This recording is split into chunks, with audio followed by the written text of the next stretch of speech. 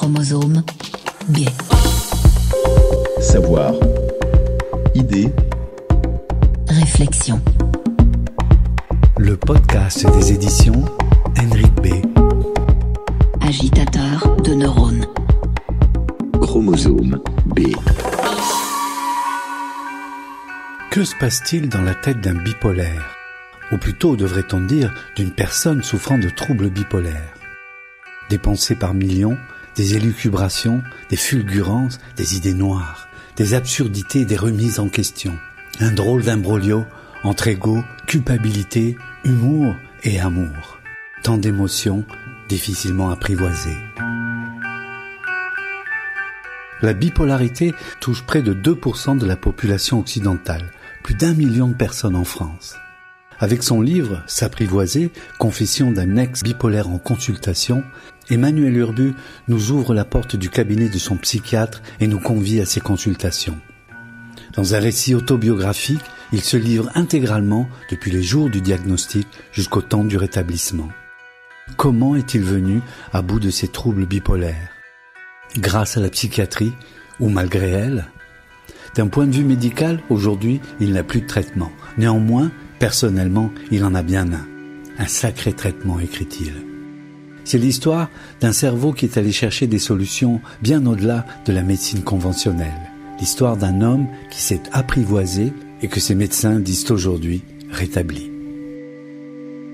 Chromosome B.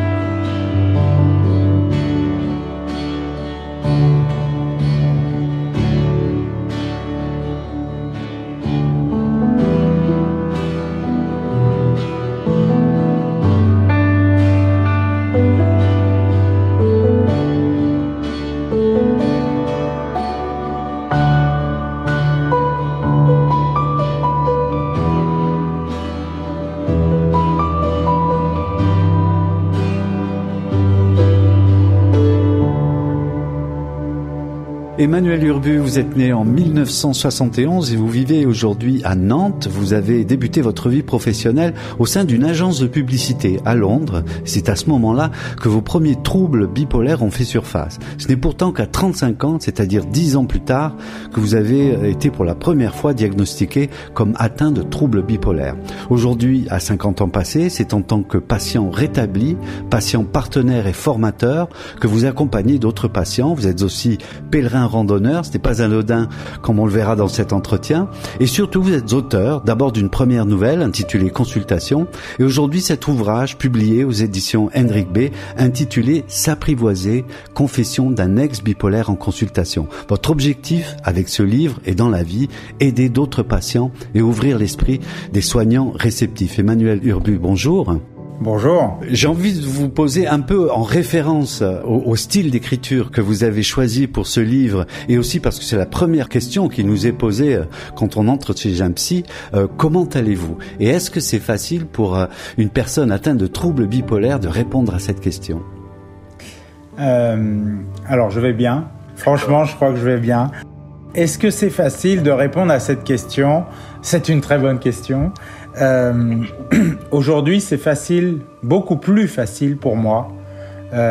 Mais c'est une question intéressante parce que, justement, moi, aujourd'hui, avec le temps, avec tout ce que j'explique dans le livre, je me suis rendu compte que le problème majeur de la bipolarité et des hypersensibles, c'est la relation avec les émotions.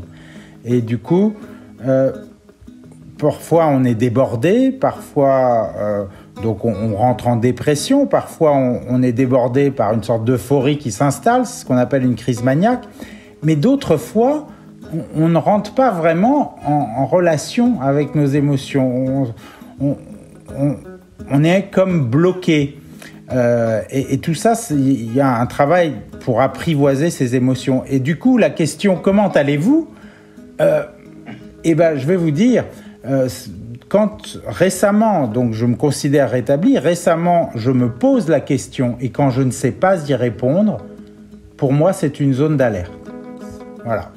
Vous dites au début de votre livre, c'est donc à travers les dialogues que j'ai entretenus avec mon psychiatre que j'ai choisi de me raconter. C'est exactement ce qui se passe dans votre livre, c'est-à-dire qu'on vous suit au fil de vos séances avec vos écoutants, vos thérapeutes, et c'est en même temps un livre qui se lit comme une fiction. Il y a cette dualité qui est très très intéressante. On peut le lire comme un roman en fait. Il y a un vrai style d'écriture.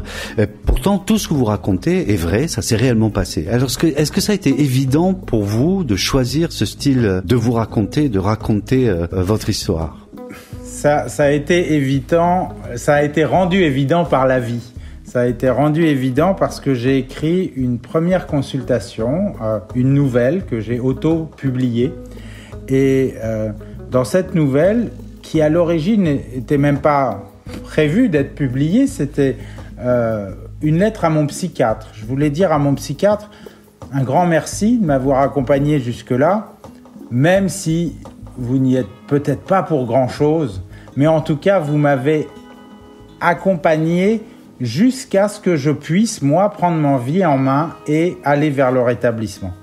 Et donc, à l'époque, j'écrivais, je m'étais lancé dans l'écriture, donc j'avais déjà écrit un roman qui n'a jamais été publié, et je m'étais mis au style littéraire de la nouvelle.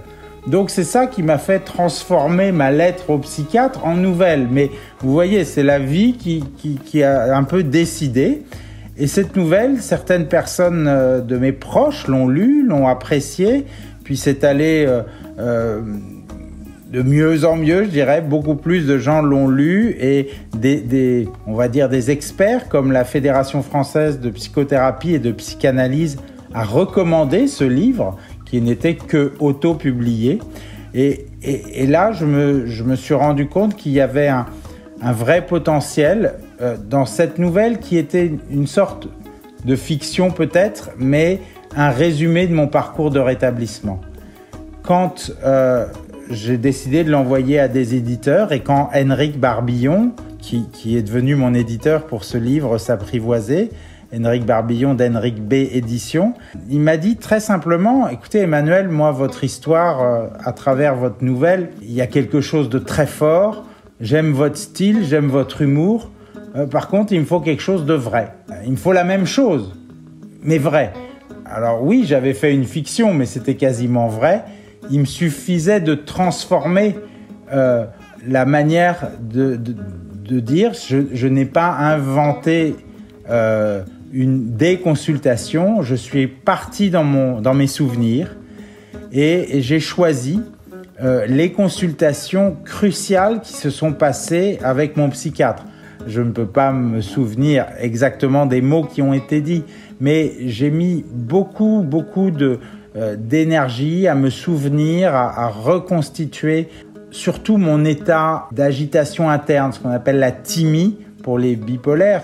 Avant chaque consultation, je me remettais dans l'état d'agitation. Est-ce que j'étais plutôt déprimé? Est-ce que j'étais plutôt euphorique? Est-ce que j'étais capable de me contrôler ou pas? Et ensuite, j'écrivais en fonction du moment, en fonction soit de la crise, en fonction d'une rechute, en fonction d'une hospitalisation. J'écrivais la consultation, mais dans cet état-là, pour essayer de rendre au lecteur et donc aux patients, à mes pairs, P-A-I-R-S, à mes pairs et aux soignants exactement le ressenti du patient quand il est devant son psychiatre. Chromosome B.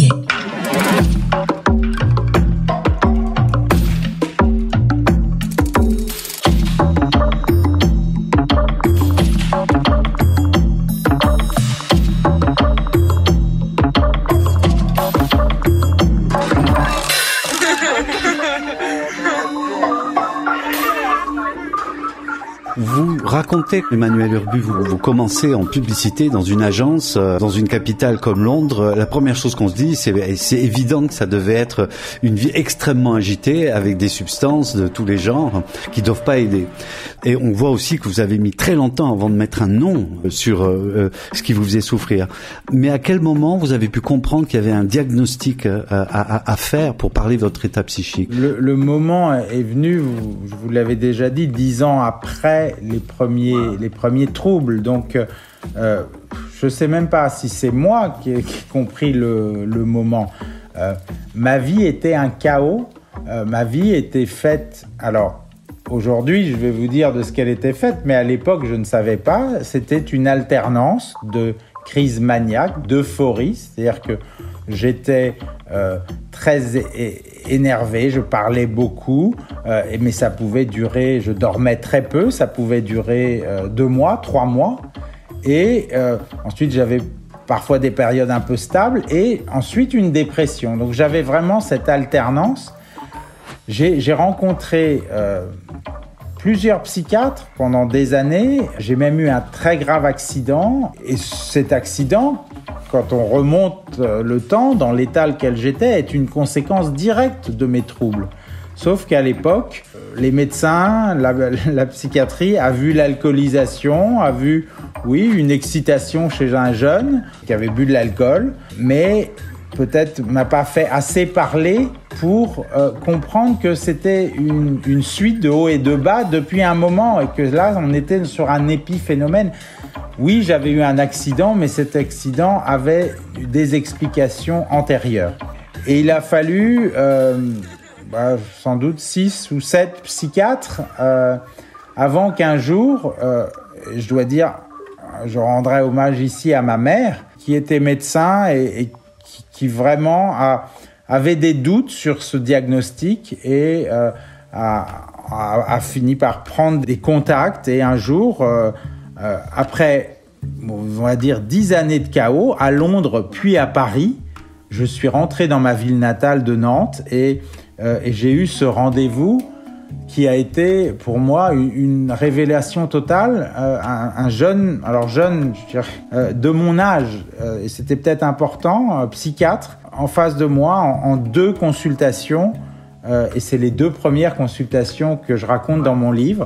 Dès la seconde, il me dit: Emmanuel, je pense que je peux vous aider. Alors déjà, c'est énorme de recevoir ça quand on a... Vous voyez, j'en suis encore ému.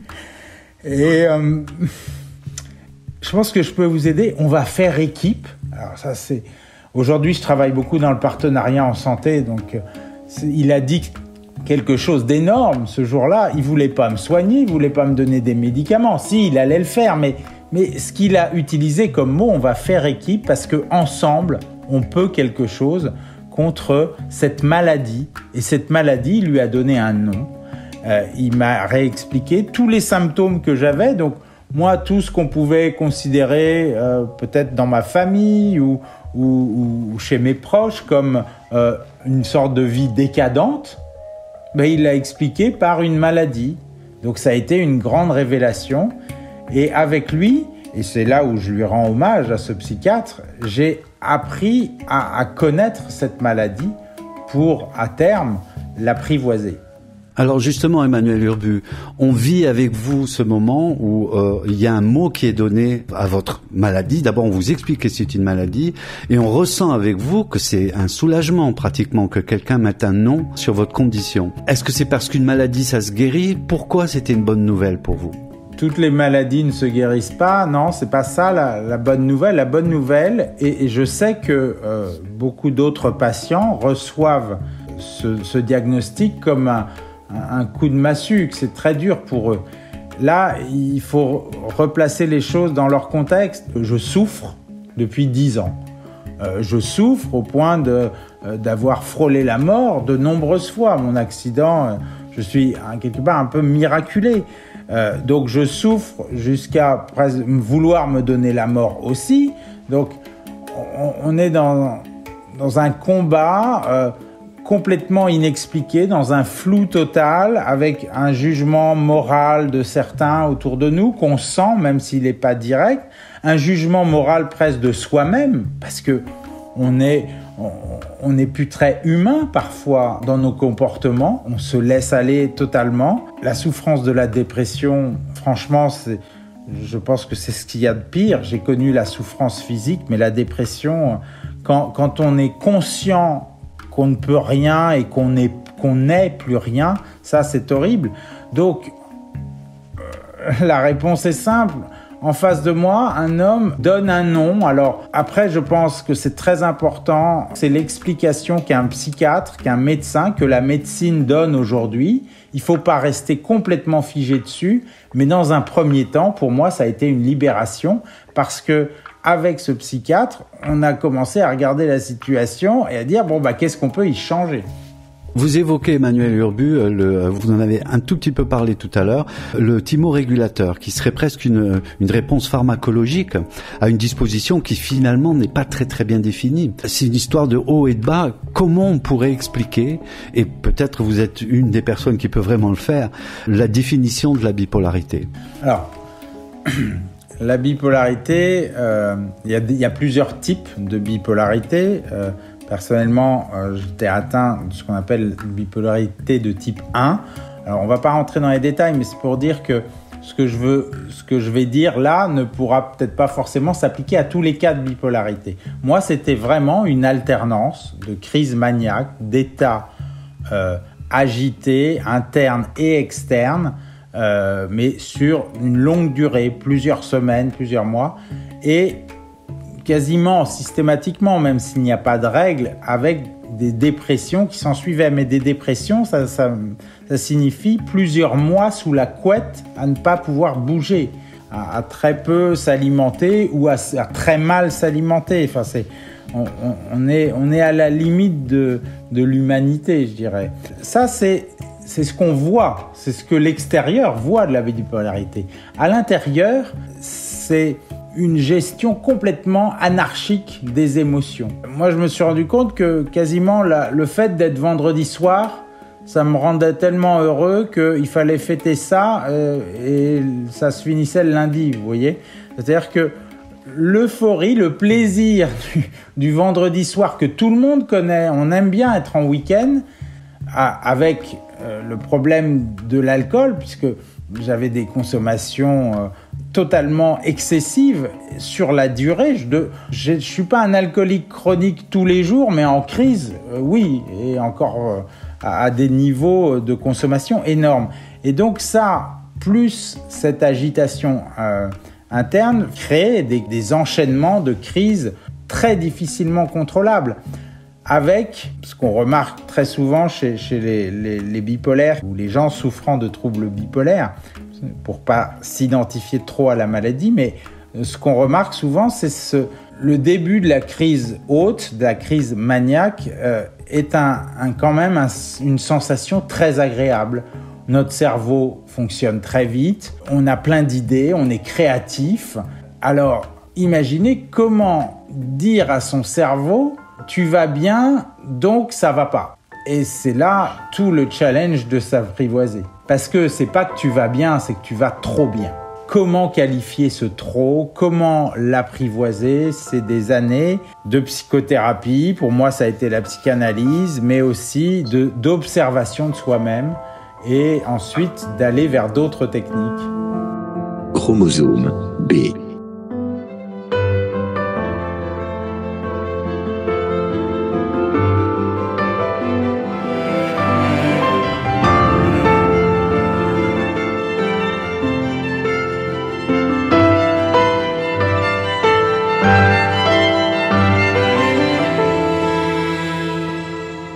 On lit dans S'apprivoiser cette phrase: l'origine des troubles, je vous les rappelle, c'est le facteur génétique, l'environnement et la construction de la personnalité.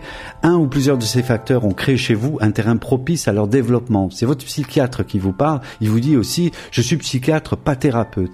Mais on découvre, et vous venez juste de l'évoquer en parlant de psychanalyse, de connaissance de soi, qu'il y a une histoire. Vous n'avez pas une histoire anodine.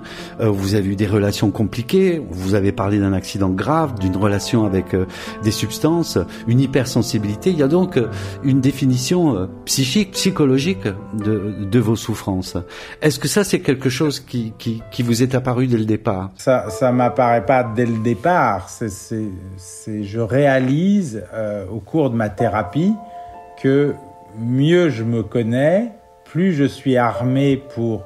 Alors, j'aime pas dire me contrôler, mais quand même, quand vous faites des excès comme les miens, il y a des moments, c'est pas que s'apprivoiser, il faut presque tuer la bête en soi. Hein, quand on est capable de boire 2 litres d'alcool pur par jour, non, oui, il faut intervenir d'urgence. Vous voyez ce que je veux dire? Bien sûr, au long terme, c'est apprivoiser ses émotions, mais il y a des moments, il faut savoir être radical. Et c'est là où j'utilise... Je sais que dans le développement personnel, aujourd'hui, on n'utilise pas trop les mots « il faut ». Je suis désolé pour survivre. Moi, il a fallu parfois que je prenne le taureau par les cornes. S'apprivoiser, Emmanuel Urbu, c'est le cheminement qu'on suit au fil de votre thérapie. Il y a les antidépresseurs, mais il y a aussi tout un travail de mémoire, de recherche, de prescription de comportement. Et vous vous retrouvez aussi en clinique. Et vous dites que ça a été un moment, d'abord un endroit où vous êtes senti en sécurité, mais que ça a été aussi un déclic. Je rectifie, c'est surtout des thymorégulateurs et pas des antidépresseurs, parce que les antidépresseurs, justement, sont à utiliser avec précaution pour les bipolaires, puisqu'ils peuvent les faire partir en phase haute. Voilà. Mais ça, c'est un détail pharmacologique.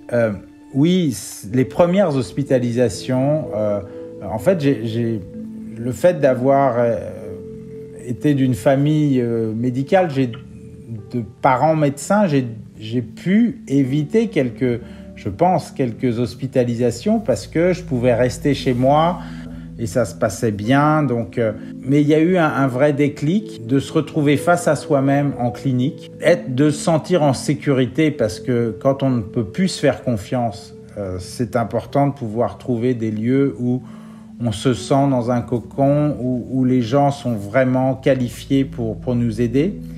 Et à la fois, c'est traumatisant parce qu'on rentre dans un milieu, entre patients, on appelle le milieu HP, hôpital, on est des HP, et on rentre dans un milieu, quasiment une communauté parallèle à la société. On se connaît tous dans les villes, vous voyez. On se rejoint malheureusement en hospitalisation, puis après on commence à se voir en dehors, et vu qu'on s'accepte entre nous, on recrée. Alors ça a des côtés très positifs parce que on a une vraie reconnaissance d'autres, on a de la tendresse, on a de la compréhension, et ça présente un risque, à mon avis, je l'ai vécu, c'est on commence à s'identifier à ce monde-là, on commence à s'identifier à sa maladie. Alors on commence à dire moi je suis bipolaire. Non, on n'est pas bipolaire, on souffre de troubles bipolaires. Et pour s'en sortir, il ne faut pas s'identifier parce que à partir du moment où on considère que nous sommes quelque chose, on ne peut plus s'en écarter. Quel a été le moment déterminant dans la vraie sortie? Et on va y arriver juste après, parce que votre livre offre quand même des clés qui sont étonnantes. Quelle a été pour vous la première porte de sortie? Il y a eu 2 gros déclics chez moi, c'est toujours le ras-le-bol qui provoquait ces déclics. C'est-à-dire qu'au bout d'un moment, on est face à sa vie, notre vie, c'est des ruines en permanence, un chaos total. Et je pense très honnêtement, il y a des moments où on se pose la question, soit je continue, soit je ne continue pas. Donc ça, c'est une sorte de déclic, vous voyez, d'arriver à ce... Et on se pose la question très calmement. Et du coup, si on décide de continuer, il faut changer des choses, il faut changer des comportements. Et le deuxième grand déclic, donc moi les 2 fois, c'était suite à des accidents de voiture. Première hospitalisation et la décision, la deuxième accident de voiture, alors j'en ai eu plusieurs, mais ce fut d'aller en cure alcoolologique. Oui, je souffrais de troubles bipolaires, mais en même temps et à côté, de toute façon, les relations sont tellement imbriquées entre les substances et la maladie que on ne peut pas savoir. Alors, je me suis dit un jour, bon, écoute, ça suffit, tu as beaucoup progressé, la psychiatrie t'a un peu aidé, la pharmacologie t'a un peu aidé, la psychanalyse, la thérapie, te connaître mieux, ça t'a aidé, mais reste que avec alcool, on ne peut pas gérer ses émotions. Si, on va dire que je suis un handicapé de la relation avec mes émotions. À partir du moment où je prends une drogue, un verre d'alcool, j'explose le système interne. Donc, le vrai déclic vers la sortie, comme vous me le demandiez, ça a été de faire une cure pour arrêter la consommation totalement et radicalement. Et aujourd'hui, ça fait plus de 4 ans que je n'ai pas touché une goutte d'alcool. Et je fais tout ça avec un grand plaisir, parce que l'état d'esprit dans lequel on fait est le plus important. Si c'est sous la contrainte qu'on fait les choses, même une propre contrainte, la sienne, on risque beaucoup trop de rechuter parce qu'on est malheureux. Donc si on ne va pas positivement vers le changement, on se met en danger soi-même. Chromosome B.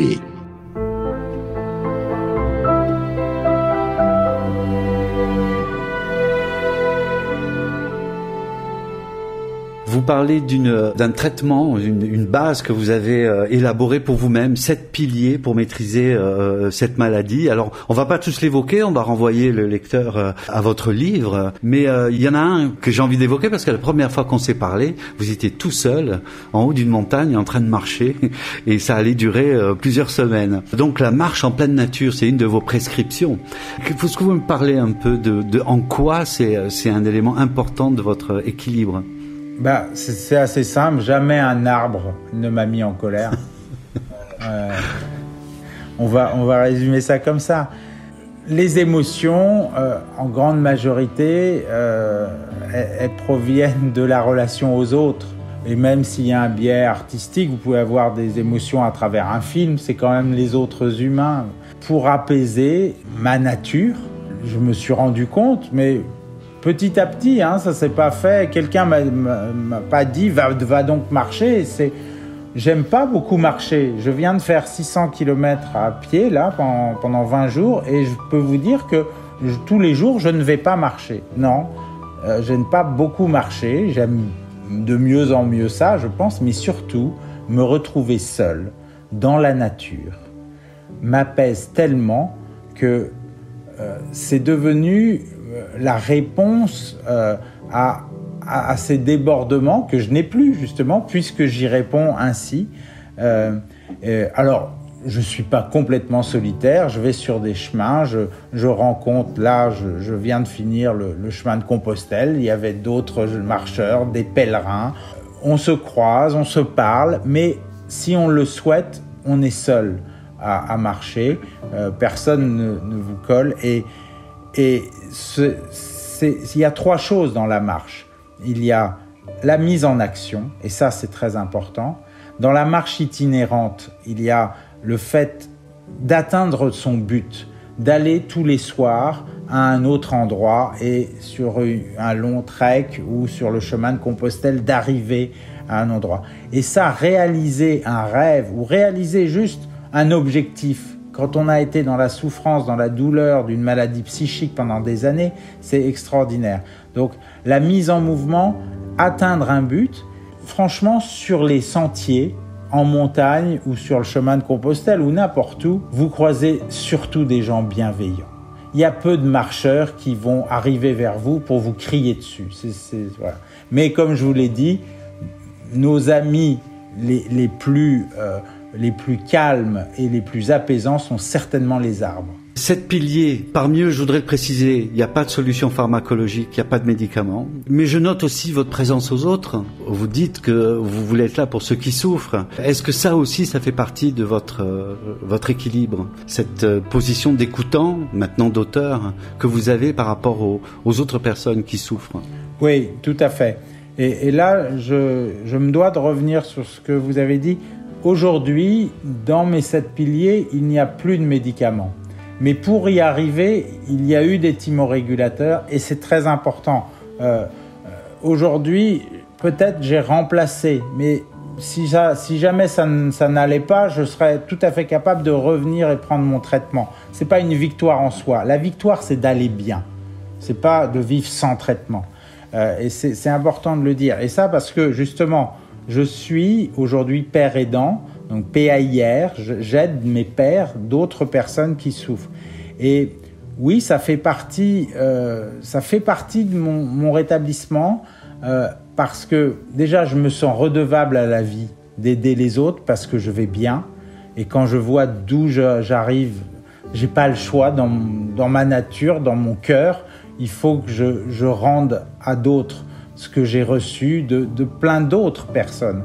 Mais c'est aussi un miroir. Écoutez ces d'autres patients qui souffrent, écoutez leur comportement malsain, j'ose le dire, ça me fait un miroir, ça peut me faire un peu mal, il faut que je me surveille, je suis supervisé dans cette activité, mais c'est aussi un magnifique garde-fou parce que ça me rappelle constamment ce que je dois éviter de faire si je veux continuer à être heureux. S'apprivoiser, confession d'un ex-bipolaire. En consultation, Emmanuel Urbu, vous publiez ce texte aux éditions Henrik B. J'ai pour habitude de demander une citation en proverbe. Il y en a une qui ouvre votre livre. Peut-être c'est celle que vous nous offrirez ou une autre avant de se séparer, qui peut décrire un peu votre état d'esprit du moment ou votre relation au monde. J'ai 2 devises dont je parle, mais il y a une citation de Goethe, peut-être de celle-ci dont vous vouliez parler, que vous allez m'aider parce que alors voilà, moi avec les émotions... On peut aussi bâtir quelque chose de beau avec les pierres qui entravent notre chemin. Voilà. Écoutez, tout est là pour moi, aujourd'hui en plus parce que je suis un pèlerin randonneur, donc on parle du chemin, mais le chemin c'est le chemin de la vie. Oui, on a des obstacles, on a tous des obstacles et je pense qu'il ne faut pas essayer de les ignorer, il faut les regarder en face et ces obstacles, ces pierres, eh bien on peut en faire des ponts, on peut en faire des magnifiques édifices, on peut créer avec nos défauts, avec nos sensibilités, avec nos parts d'ombre, on peut aller vers l'amour et vers la vie. Et c'est ça. Pour moi, Goethe, ce jour-là, a résumé quasiment ma vie. Emmanuel Urbu, merci. Merci à vous. Chromosome B. Le podcast des éditions Henrik B. Agitateur de neurones. Chromosome B. Retrouvez les ouvrages des éditions Henrik B dans toutes les bonnes librairies et sur henrikb-édition.com.